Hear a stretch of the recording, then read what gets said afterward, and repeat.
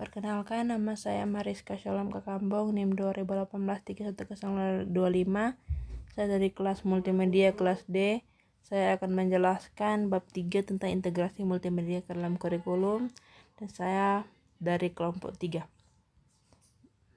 Di sini saya akan membahas dua pembahasan. Yang pertama, integrasi multimedia ke dalam standar penilaian pendidikan. Yang kedua, integrasi multimedia ke dalam standar kompetensi kelulusan. Standar penilaian pertama, standar penilaian.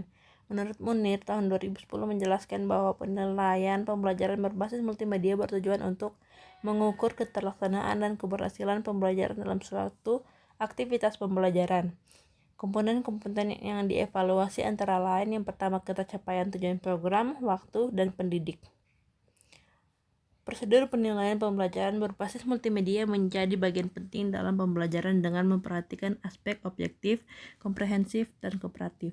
Media pembelajarannya meliputi aspek keefektifan, efisiensi, reliabilitas, dan dapat dipelihara.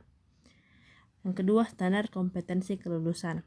Integrasi multimedia ke dalam standar kompetensi kelulusan memiliki makna bahwa setelah melalui perencanaan, proses, dan evaluasi pembelajaran berbasis multimedia, maka lulusan memiliki kompetensi yang telah ditetapkan dalam standar kompetensi lulusan yang biasanya dinyatakan dalam bentuk angka.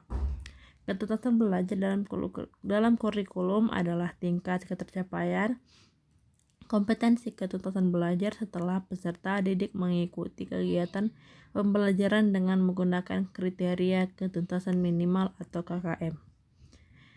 Kriteria ketuntasan minimal adalah batas minimal pencapaian kompetensi pada setiap aspek penilaian pada mata pelajaran yang harus dikuasai oleh peserta didik, yang idealnya adalah 75%. Hasil penilaian pencapaian belajar dianalisis dan ditindaklanjuti dengan dua program, yaitu yang pertama program remedial dan yang kedua adalah program pengayaan. Ada dua faktor yang menyebabkan kurang berhasilnya peserta didik dalam belajar. Yang pertama, faktor akademik, yang kedua faktor non-akademik. Untuk faktor non-akademik seperti ketidakharmonisan keluarga, mengisolir diri dari teman, faktor ekonomi atau tidak memiliki buku pegangan, dan faktor internal atau malas. Jika kurang berhasilnya peserta didik dalam belajar disebabkan oleh faktor akademik, maka perlu dicermati aspek mana dan butir apa yang masih memerlukan remedial.